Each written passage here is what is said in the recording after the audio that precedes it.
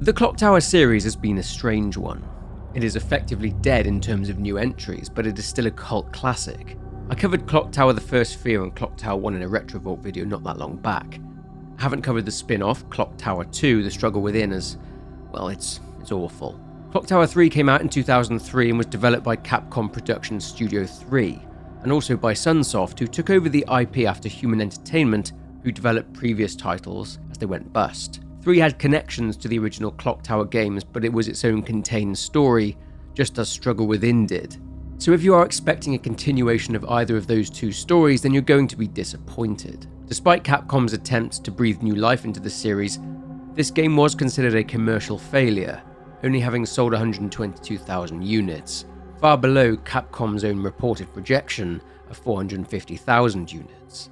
Anyway, after the Clock Tower series ended, Capcom turned its attention to its own new horror IP, Haunting Ground. However, this only managed to get one entry in 2005, despite being what Capcom called the spiritual successor to Clock Tower. But onto the explanation of the story. Now please be aware, although this is an older game, there will be spoilers in this video for Clock Tower. Let's begin.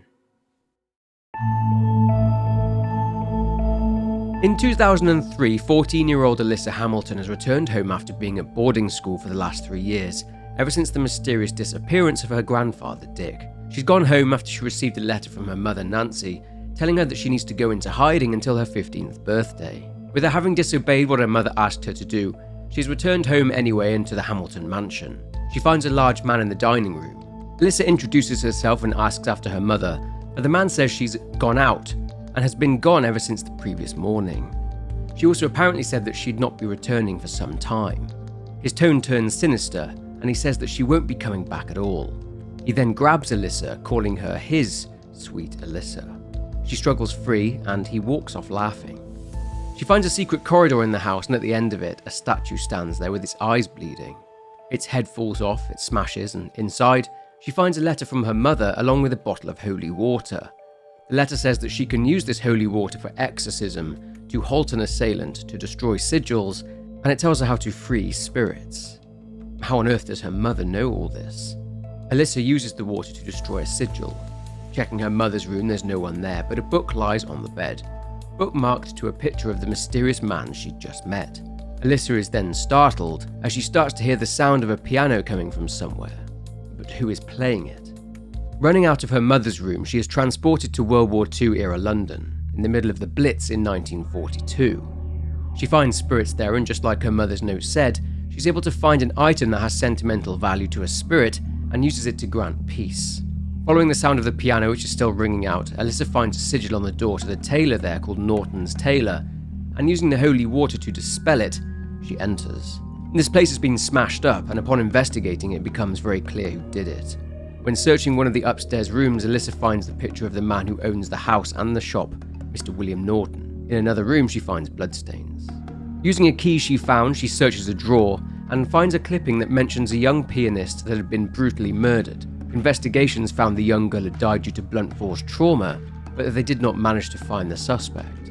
The girl had taken part in a piano recital in a nearby theatre, but made an error in her piece that cost her first place. She was gutted. And this is why when Alyssa hears the piano, the performance ends abruptly, with a mistake having been made. She hears screaming coming from upstairs along with a commotion, and a girl, assumed to be the young pianist that was murdered, smashes through the door covered in blood.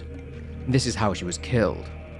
The large man, holding a large hammer, says that he killed her, and he chases Alyssa, seeming to know who she is, as he is calling her by name. Losing him and going into the girl's bedroom, she learns that the girl's name is May.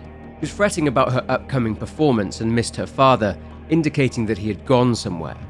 She also finds an invitation to May's piano performance. The large man then starts to kick the door looking for Alyssa, but she is able to use a chair and throws it at him. This incapacitates him. With the knowledge that she needs to go to the theatre, she heads there next. Entering the auditorium, Alyssa finds the ghost of the murdered young girl there performing. She makes her mistake and breaks down crying. The hammer-wielding maniac drops onto the stage, and the ghost of May screams, disappearing. The maniac's focus turns to Alyssa, and she manages to lose him. Attempting to avoid him and thwarting his many attempts to murder her, she explores the theatre and is able to find some pliers.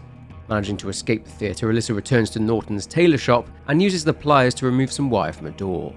Inside this room, opening a box, she learns the tragic backstory of the Nortons. So the tailor shop belonged to a William Norton. At some point, due to the war and him being a fighting-age male, he informed May that he was to be sent to France to fight in World War II. When getting to France, he would write to May, saying the place that he arrived in France was so beautiful that they should go there for a holiday together when the war is over. He also says that someone named Jane is there with May, but that at night she was all alone in that place, so he told her to keep warm. May had gifted William a pocket watch before he'd left, which was a reminder of both her and her mother. William was a widower. But whilst in France, William and his fellow soldiers were on the battlefield, and William got caught in a blast, landing on barbed wire, and he was killed. Back in London on Christmas Eve, May was killed by a man named Robert Morris, with her never having learnt of her father's death. Robert Morris was a ruthless serial killer who was hanged for his crimes in 1941, with many who knew him being baffled by his actions. May's spirit would then become lost, forever stuck in a cycle of the night she made a mistake playing at her performance. Learning the backstory, the gold pocket watch May gifted to William appears inside the box, and with that in her possession, and remembering what her mother's note said about reuniting lost spirits with sentimental items, she returns to the theatre. However, Robert Morris stands in her way. He says that he killed May and that Alyssa is next. Preparing to face him, the bottle of holy water in her possession now transforms into a longbow, and she uses this to fight him. The arrows she fires serve to bind him in place, and after he gets bound, she fires an arrow to the skies, and this results in a shower of golden light, destroying his evil spirit. Something called a clover of love falls from the sky, which Alyssa retrieves. With him gone, Alyssa heads back into the auditorium and gives the pocket watch to May, and explains what happened to her father, that he died in battle in France. May cries, but this gives her the peace her spirit was looking for by allowing her to finish her piano piece, and she sees her father's spirit reuniting with him and ascending to heaven. Alyssa then passes out again and wakes up in her bedroom, believing everything that happened to be a dream that she'd had. Hearing something outside the window, she draws the curtains, expecting something terrible. And I guess you could say that is in the form of her very annoying childhood friend, Dennis. She pulls him into the room before he falls, and he says that he hasn't seen her for 3 years. He produces a key, which is the key to Alyssa's grandfather's room, which her mother always had on her. Questioning him as to what he is doing with it in his possession, Dennis says that her mother gave it to him the previous morning, telling him to give it to Alyssa if she was to return home before her. Anyway, using the key to go and check her grandfather's room, Alyssa finds a load of old books, and inside she finds a book on entities, which explains what Robert Morris was. He had been possessed by an entity, which goes some way to explain why people that knew him were a bit baffled by his behaviour. Executing the murderer, just as Robert was, isn't enough to destroy the entity, as they are merely what's known as a subordinate. Their power depends on how many people they killed, as they absorb the victim's soul. Misery and suffering of their victims actually sustains them. Alyssa also finds a plausible explanation as to why she was able to experience everything she did before. She is from a long line of special individuals known as Ruders, and the Ruders are people that are equipped to fight entities along with their subordinates. Ruders are always young women in their teens, just like Alyssa herself. It's in her bloodline. The murdered person's soul, since it acts as an energy source, must be healed, and a sentimental item needs to be returned to that person. Upon finding this item, the power of the Ruder that is able to find said item is boosted for a short time. Then the Ruder is able to brandish weaponry necessary in order to defeat the subordinate. Showing Dennis what she'd found, Alyssa realises that what she'd experienced before was not a dream, but was in fact real, and says that she's going to look for her mother. Dennis is eager to help, as he'll be bored at home alone, as his sister Linda is not back from Africa, where she has been working with refugees as a nurse. Before they split up, Dennis reminds Alyssa that it's her birthday tomorrow, which mildly concerns her for a moment. Using some winding keys on a clock in the house, Alyssa discovers a secret room inside her mother's room, and inside there she finds strange markings on the floor, and splashing them with holy water, a portal opens up. Having stepped onto the portal, Alyssa has now been transported to 1963. She encounters a few spirits, which of course means an entity is here along with their subordinate. She, as a Ruder, can choose whether or not to help these spirits out. Entering a house there, she's approached by a man who is blind and who has blood pouring from his eyes. He asks her what she's doing there, and he starts to freak out. Something terrible must have happened to this man, and he's asking where his mother is. After he's disappeared, Alyssa hears weeping coming from one of the rooms, and inside is an old woman, also bleeding from her eyes. asking where someone else is, and saying that she's been waiting for a long time for someone named Albert. It seems the two ghosts she's just seen are searching for each other. Attempting to enter the room, Alyssa finds it filled with a dark energy, which is actually blocking the door and holding it shut. Exploring the area further, Alyssa sees a past memory of Dorothy and Albert. Dorothy seemed to be blind herself. Albert gives his mother a gift he'd made, a shawl. This memory is rudely interrupted by a large man, the next subordinate known as the Corroder, who sprays acid at people. Alyssa is forced to watch the Corroder beats, blinds, and dissolves these two poor victims' bodies in acid. He asks Alyssa if she would like to join them, and she evades him. During her time here, Alyssa has been able to learn more about the demise of Dorothy and Albert Rand. In his diary, Albert writes that his mother Dorothy had lost her sight 7 years prior, and it's hard for him to watch his mother grow old. He'd saved up some money and hoped that it would be enough to help her. He then wrote about a man named John Haig, who asked if he could stay with them. Although John was polite and apparently a relative of theirs, Albert thought there was something off about him. He would bring up this to his mother, but she dismissed his concerns as John was family. As we saw, John had brutally killed Dorothy and Albert. A reporter had heard about the Rand's murder and had gone to the house to investigate it. This reporter ended up dead himself after catching John in the act. John had been found dead at a metal plating works, and after robbing several pensioners, he dissolved their bodies in acid just as he'd done with the Rands. This was him disposing of the evidence. He would eventually go on to claim 31 victims. John had actually died by falling into a vat of acid himself. Irony. At some point, Alyssa will quite bizarrely find a key there for her grandfather Dick's office. She can head back through the odd portal. Going to her grandfather's office, Alyssa finds that it was her grandmother Francesca who was a Ruder, and then subsequently Alyssa's mother Nancy, and then Alyssa herself. Alyssa's grandfather found the Book of Entities, and he deepened his research into Ruders, in which he learned of Ruder powers first appearing in young women's early teens, and that they would peak at the age of 15 and these powers diminish, usually disappearing completely by the age of 20. These women would then marry, producing the next generation of Ruder. Dick wasn't too fond of the idea of giving his beloved daughter away to another man, but realised that it must be done in order to keep this line going. But back to it for now. Heading into a nearby metal plating factory, Alyssa spots the shawl that Albert had made for Dorothy. Grabbing it, she now has the sentimental item that she needs in order to give the souls of the Rands peace, and also to get rid of John the Corroder. But she must first fight and defeat him in order to do this. So just as she did against the sledgehammer-wielding subordinate, Alyssa wields the holy bow, binding him in place and using the arrows to rain down golden light, therefore banishing him and destroying the entity controlling him. She receives yet another clover, this one of courage. And with this done, Alyssa returns the shawl, and the Rands are able to now find peace, and as they leave, they both thank Alyssa for helping them. The area she is in then starts to shake violently, and Alyssa finds herself back at home again. She sees the Dark Man and he congratulates her on having destroyed 2 subordinates, which he calls quite the feat. She is then caught in a whirlwind of energy and the boarding house is destroyed with a huge clock tower emerging from beneath it. Alyssa is carried all the way to the top, on the clock face. Hearing the Dark Man's laugh, he tells her that this is no longer her home, but it is the Dark Realm where he rules. In 2 hours, when the clock strikes midnight, Alyssa will be 15 at the peak of her powers, and then she and him will become one.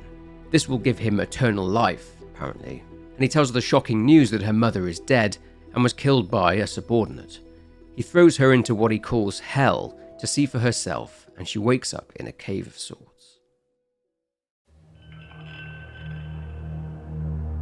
Alyssa finds a tombstone in the cave with a familiar crest on it, and heading deeper inside, Alyssa is in some sort of sewer, but it's not clear where exactly.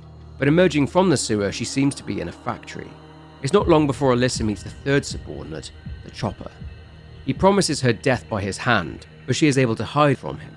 Once it's safe, Alyssa manages to constantly evade the Chopper while she powers up the area and finds keycards and is now able to escape. She passes through and into the Hamilton mansion, but from a time when she was just a baby. Hearing the humming of her mother, Alyssa sees her speaking to baby Alyssa, and she says that a certain necklace has been handed down through generations of Hamiltons. She says there are 4 leaves, the 4 leaves representing love, courage, hope, and friendship. Alyssa, of course, has received 2 of these leaves or clovers already. She says 4 leaves together lead the wearer of it to true happiness. She says that she will give this necklace to Alyssa when she's older. Baby Alyssa laughs, so Nancy runs off to tell Alyssa's father Philip the news, but a scream is heard. Investigating, Alyssa finds her grandfather Dick attacking Philip. He's trying to kill him.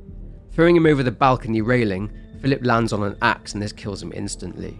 The clover shatters and this true happiness that came with it and that it was giving to Nancy is now destroyed. The chopper then shows up. Alyssa doesn't want to believe that her grandfather murdered her father. Facing off against the chopper, she is able to defeat him, but instead of him being banished, he opens up some sort of portal and it transports Alyssa to a graveyard. Here she meets a bunch of spirits. They were all killed by entities and are trapped here. These are the spirits of former Ruders who failed in their calling and were killed. Alyssa's ancestors. They speak about their hearts being used for what they call the ritual of engagement. This must be what the Dark Man wants Alyssa for. They disappear before Alyssa can learn more about this ritual. Pushing further into the graveyard via portals, Alyssa finds out more about the chopper, in that he was born with a deformity. Born in Cardiff, Wales, and named Harold Powell, his deformity was something that people would use in order to torment him. After having a marriage proposal knocked back by a young girl called Emily Dickens in the year 1655, Harold took his revenge and dismembered poor Emily using an axe. He would retain his hatred for young women, abducting them and murdering them in the same way he did with Emily. He was eventually caught by villagers and was killed, but as he was possessed by an entity, this meant he was revived, and now the head of the subordinates and would hunt Ruders. In this graveyard, Alyssa finds the crashed car of her mother along with a note, which states that she had grown worried about Alyssa's upcoming birthday.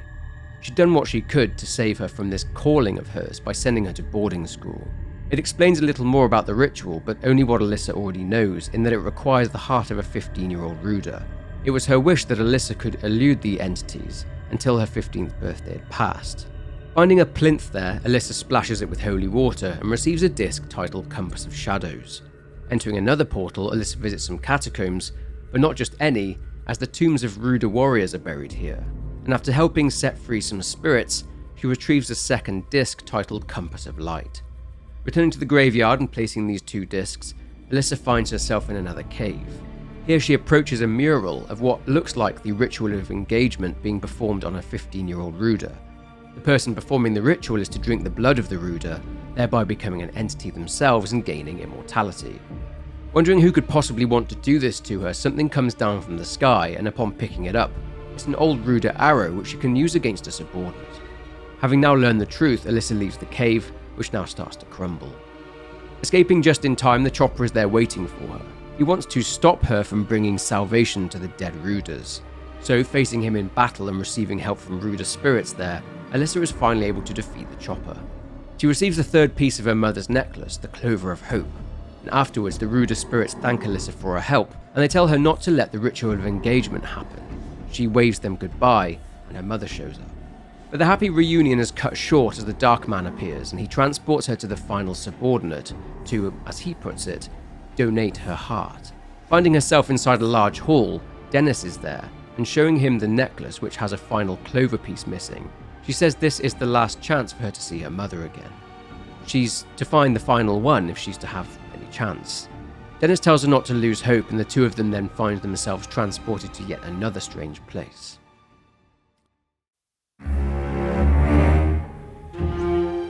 Walking through a dark tunnel together, they come to a street and arrive at a hospital. A woman, a nurse, leans out of a window and calls to Dennis, and he says that it's his sister Linda. Going inside to speak with her, she says she couldn't leave him alone in the house any longer and she returned. The thing is, this is not Dennis's sister. This is the fourth entity. Well, one of two of them, as this is a pair who call themselves the Scissor Twins. They are Ralph and Jemima. They tell Alyssa to give them her heart so they can create a new entity, and they disappear, taking Dennis with them. Exploring this derelict hospital and freeing more spirits, Alyssa finds and opens up a portal that takes her directly outside of the large hall she was in before. There she sees her grandfather, Dick, mumbling and chanting a strange unknown language. On Alyssa trying to get his attention, he simply ignores her and walks towards the building, which is revealed to be the clock tower, part of a large castle.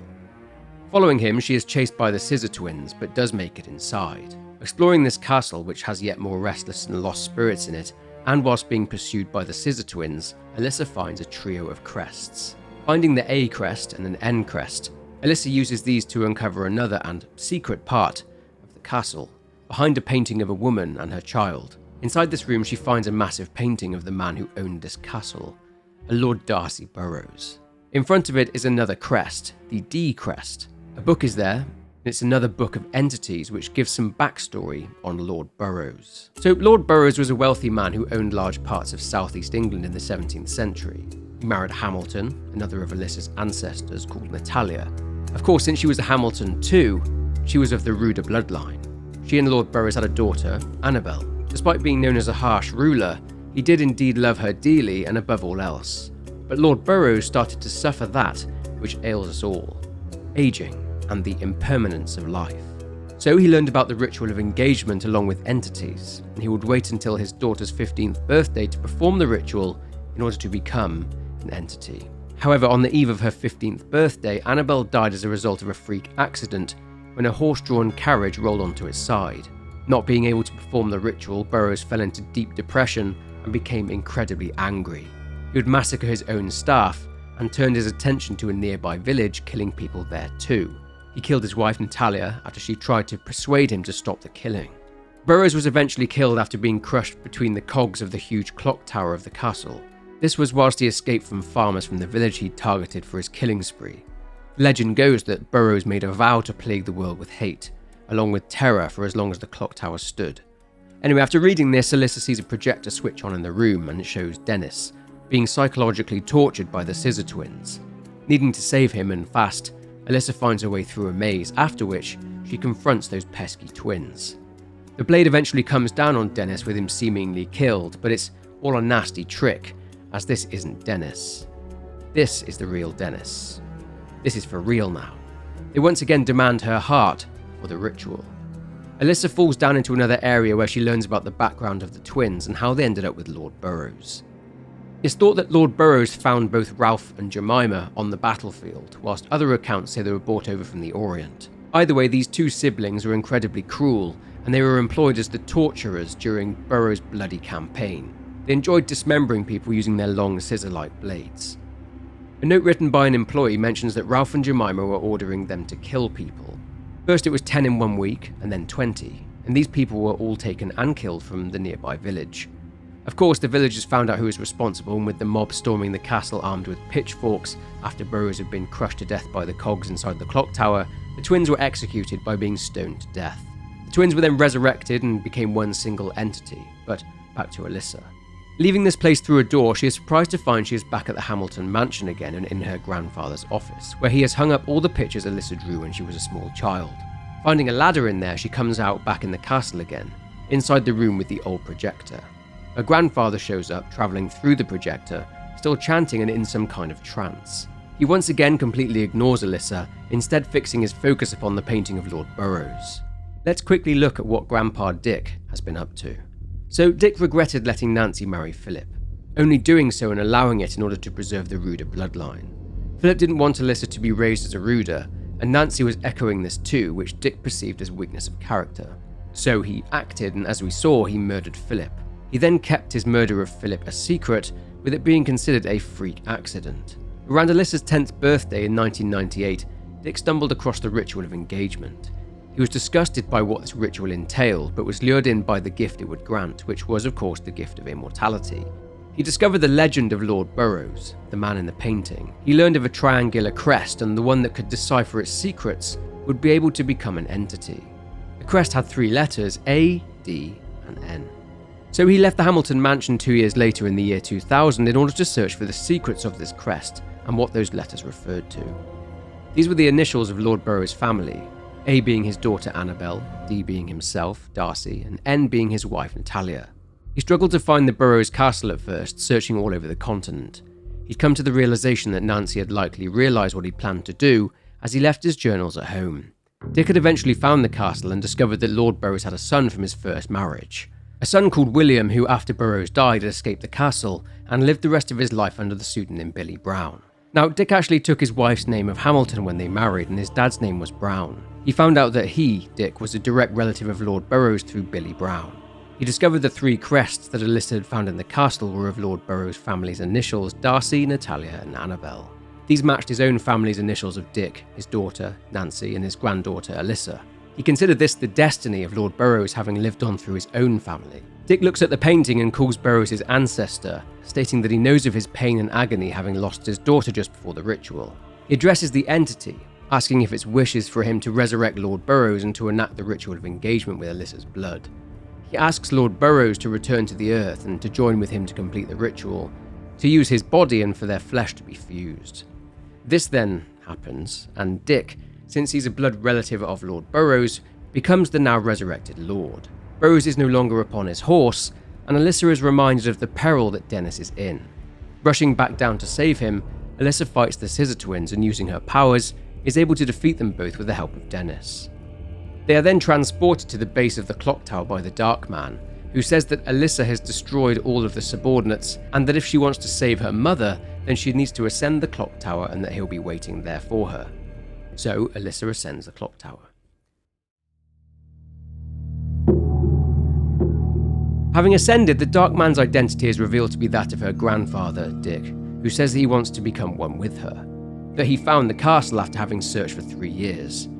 He says that the Burrows castle used to stand at the very same spot the Hamilton house is, and that this isn't a coincidence, as it's all the entities doing. It's their destiny. After the ritual, they will both form a new entity, becoming immortal. Demanding her mother back, Dick says that Alyssa's mother is there, pointing to the platform underneath them. Running down there, Alyssa goes to her, but she is just a statue. Dick says that Nancy betrayed him multiple times by marrying Philip and by sending Alyssa off to boarding school so that she could prevent her destiny. He says there was no other way. He then transforms into Lord Burrows and says that it's mere minutes until the clock strikes 12 and Alyssa will be 15 and of course, at the peak of her powers. He activates the triangular crest on the ground and an altar appears. She is then switched into a set of ritual garments and forcibly placed onto the altar. But Dennis is coming to the rescue, and after Burrows destroys the statue of Alyssa's mother, Grandpa Dick starts chanting again, summoning the spirits of the fallen subordinates. The clock then strikes 12, and he attempts to stab Alyssa through the chest for the ritual, but Dennis is able to save the day. He throws her the final clover piece, and placing them in the necklace, this grants her a great power. Dennis jumps onto the back of Lord Burrows. However, Dennis's efforts result in him being thrown off of the clock tower, presumably to his death. Alyssa then prepares to fight Burrows. He's a tough foe with many tricks up his sleeve, but she is eventually able to defeat him. After, with her hanging precariously over the cogs of the clock tower, Alyssa chooses death over spending an eternity with her evil grandfather. Letting go, her choice of death isn't granted as Lord Burrows grabs her arm, saying that she belongs to him forever. She feels her mother speaking to her, saying to take strength from her, so grabbing the head from the statue of her mother, she channels its power. Using the energy from the clover necklace, she uses an empowered sword to stab Lord Burrows. He then falls down into the depths of the clock tower with the ritual of engagement having failed.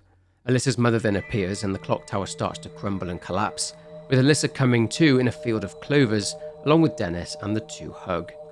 This scene may indicate that Alyssa died after the clock tower fell along with Dennis, although this is never actually confirmed, and the game then ends. And that's it for the story of Clock Tower 3. Not a terrible game or story. I actually quite enjoyed playing through this one, and that final boss battle against Lord Burrows was very hard and took me a good few tries. If you want more Clock Tower, then as mentioned before, I have a video covering the first few on Clock Tower 1, so go and check those out if you want to. For those of you who enjoyed this video, please leave a like and subscribe. Comment your thoughts down below, but for now, take care, and I will see you in the next one.